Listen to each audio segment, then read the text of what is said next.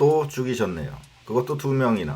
왜 자꾸 죽어나가는지 모르겠네요. 이 시국에 자꾸 그렇게 죽어대면 부조금도 안 들어옵니다. 4륜구동 SUV를 온몸으로 막아선 오윤희. 마치 죽었다는 듯 비명소리까지 들리면서 끝났지만 실제로는 절대 안 죽었으니 걱정할 필요가 없습니다. 다만 오윤희는 죽지 않았어도 죽은 척을 해야만 하는 이유가 있습니다. 그녀의 치밀한 계획, 이른바 시체작전 같은 거죠. 오윤희가 이렇게 죽음 직전까지 몰린 건 엄청난 심수련 출산의 비밀을 알게 되었기 때문입니다. 나의 뇌는 드라마 볼 때도 실수가 없구나.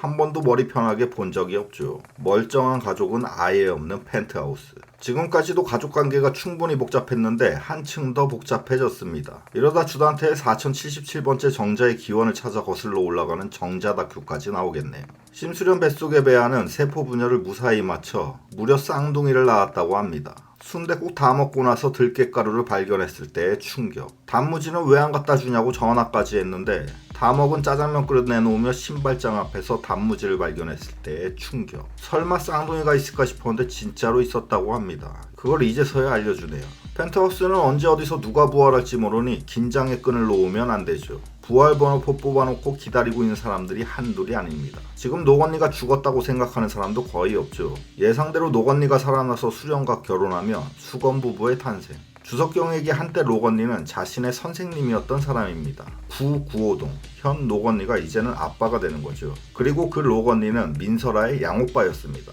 진짜 너무 복잡하네요. 만약 민설아까지 살아나게 된다면 민설아는 진짜 환장할 상황과 마주하게 됩니다. 부활해보니 수련과 결혼한 노건. 오빠였던 노건이 아빠가 되어 있고 주석경이라는 웬 여자가 나와 쌍둥이 자매라며 눈가를 치켜뜨고 있습니다. 다시 죽고 싶어지겠네요. 그렇듯 주석경이 심수련의 친딸인 게 확인되면서 더더욱 혼돈의 카오스 드라마가 되었습니다. 진분홍의 광기는 극에 달했죠. PD님의 연기 주문은 딱 한마디였을 것 같습니다. 최선을 다해 못생겨 보일 것. 그 기괴한 앵글과 웃음소리. 역시 기대만큼 충분히 소름 끼치던 진분홍이었습니다. 곧 주단태에 의해 죽게 되실지도 모르겠네요.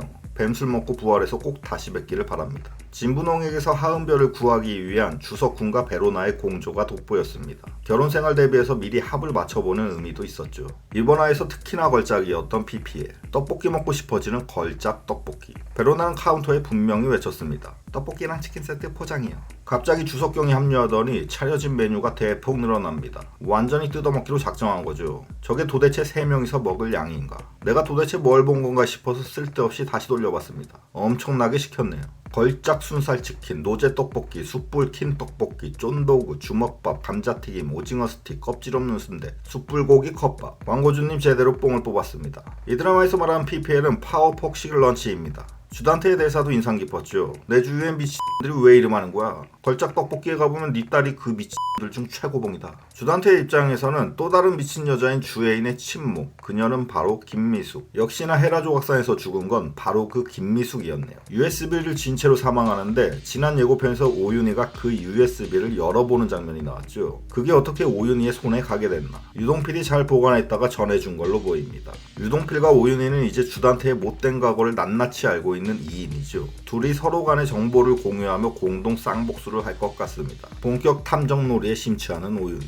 심수련에게 책을 한 권 전해준 후 유전자 검사를 위해 아이들의 물건을 슬쩍합니다. 엄밀히 말하면 절도. 이 드라마에서는 이런 상습 절도를 밥 먹듯이 하죠. 저는 집에 손님이 오면 긴장하는 부작용이 조금 생겼습니다. 한눈판 사이에 다 털리면 어떡하지? 변소까지 따라다녀야 안심되는 이 드라마. 유전자 검사 결과 놀랍게도 주석경이 심수련의 친딸. 그것도 쌍둥이. 지난번 저의 예측은 다 틀렸습니다. 전반적으로 완전히 망했죠. 그렇게 성심성의껏 감탄스러울 정도로 세심하게 다 틀리는 것도 힘든데 저는 그것을 해냈습니다. 주석경은 심수련의 친딸. 이로써 저 막장 가족의 방향성은 어느 정도 정해졌습니다. 지금은 못돼 처먹은 주석경이지만 슬금슬금 착해지며 언젠가는 완전히 교화가 되겠죠. 엄마 그동안 내가 미안했어. 주단태가 그렇게 나쁜 놈인지도 모르고. 시간은 오래 걸릴 테지만 이러면서 결국 심수련의 착한 딸이 되겠죠. 주단태에게 유일한 핏줄은 주석훈 한 명입니다. 주석훈이 미치지 않고서야 이제 와서 아버지와 친해질 리는 없겠죠. 주단태는 유일한 친자식이었던 주석훈한테까지 버림받으며 쓸쓸하게 파멸을 맞이할 것입니다. 그 최후의 장소는 당연히 헤라 조각상의 추락사가 되겠죠. 누가, 어떻게, 어떤 방식으로 그 최후를 만들어줄지가 관건입니다. 갈 땐 가더라도 주석경이랑 컵밥에 떡볶이 마음껏 비벼먹고 가라. 납치되고 있는 하은별을 발견한 오윤희. 경찰에 신고도 안 하고 직접 진분홍을 쫓습니다. 지난 시즌 1부터 29주 연속 공권력이 개무시되고 있죠. 전혀 신뢰를 얻지 못하고 있는 경찰들. 심수련이 대신 신고하길래 다행이다 싶었는데 몇 마디 하지도 않고 끊더니 뛰쳐나가 버립니다. 전화받은 경찰 입장에서는 질문을 씹혔기 때문에 어디로 출동해야 될지도 모르는 상황이죠. 그렇게 경찰 없이 시작된 주단태와 오윤희의 미치광이 카트라이더 같은 추격신. 마치 한 편의 영화를 보는 것 같았습니다. 잡아야만 하는 주단태와 튀어야만 하는 오윤희. 영화 드라마를 막론하고 추격신에서 기름은 언제나 많다. 무섭게 질주하는 두 사람. 그렇게 미친 남자가 쫓아올 때는 차와 사람이 최대한 많은 수도권을 향해 달려야 합니다. 오윤희는 내비 없고 정신머리 없는지 막다른 곳에 다다르게 되고 주단태와 숨막히는 내치를 하게 됩니다. 내일의 기름값 없어 폐차까지 가고 한 주단태. 오늘만 사는 사이코 드라이버의 표정으로 차로 차를 마구 밀어버립니다. 얼마 전에 헬스 유튜버 시작한 김종국도 아닌데 도대체 무슨 생각으로 4륜구동 SUV를 온모로 막아서는 오윤희. 이 순간 떠오르는 자동차 회사의 광고 카피 아이디어는 다음과 같습니다. 밀지 말고 타라. 민서라 밀고 이제는 차까지 밀고 있는 오윤희. 밀어서 죽이고 밀다가 죽게 생겼네요. 밖에서는 난리가 났는데 안락한 시트에 퍼져 잠든 하은별. 무모하게도 꾸준히 계속 밀고 있는 오윤희. 절체절명 위기의 순간. 다행히 어떻게 알고 경찰차가 나타납니다. 드디어 경찰이 일하기 시작했네. 다음 주부터는 다시 아무것도 안 할 거 뻔히 알고 있습니다. 여기서 끝나나 싶었는데 다음 장면에서 놀랍게도 헤라 조각상 안에 시체가 나옵니다. 유동필의 보람없는 해머질, 주애인의 침묵, 김미숙의 시체 대신 웬 낯선 여자의 새로운 시체가 있습니다. 유동필도 그 시체님과 초면이라 정확히 누군지는 모르는 것 같습니다. 뭔 소린지 오이오이 하면서 주저앉아 버리죠. 작가님의 승부수, 대담하게도 시체의 얼굴을 공개했습니다. 그런데 봐도 모르겠네요. 유동필은 오윤희의 얼굴을 정확히 봐서 오윤희 한 것인지 누군지 모르고 그냥 놀라서 오이오이 옹알이 한 것인지 잘 모르겠습니다. 저 상태로는 봐도 모르겠지만 오윤희나 진분홍 중 한 명이겠죠.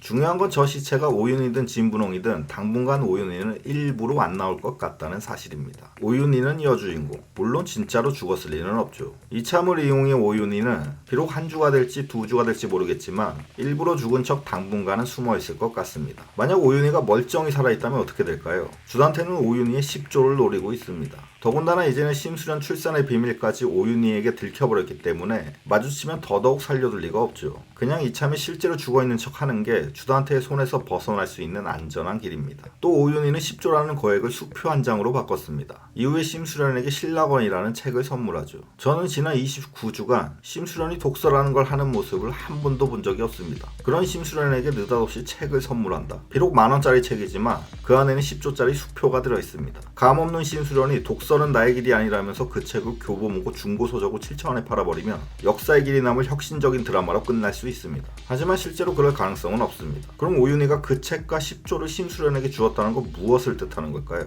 본인은 당분간 죽은 척하고 안 나올 거기 때문에 뒷일을 부탁한다는 얘기입니다. 원래 원탑 여주인공은 심수련이었었는데 노건리 사건 이후 심수련은 한동안 조용히 지냈죠. 그 사이에 오윤희의 활약이 두드러졌었다며 이제부터는 다시 심수련이 활약할 차례네요. 결론적으로 오윤희는 한동안 쉬었다가 나중에 다시 부활할 것이고 그때는 노건리와 함께 나타날 확률이 아주 높을 거라고 봅니다. 물론 그냥 죽어있기만 하는 건 아니고 안 보이는 곳에서 노건리와 함께 또 다른 계획을 꾸미겠죠. 노건리는 불에 타 죽었죠. 오윤희는 물 옆에서 죽었습니다. 둘이 함께 부활해 물과 불이 만나면 그야말로 물불 안 가리는 복수가 시작됩니다. 저는 어차피 안 죽었을 오윤희보다 주석경한테 떡볶이 털려서 한 입도 못 먹은 베로나가 더 걱정됩니다. 마치겠습니다. 감사합니다.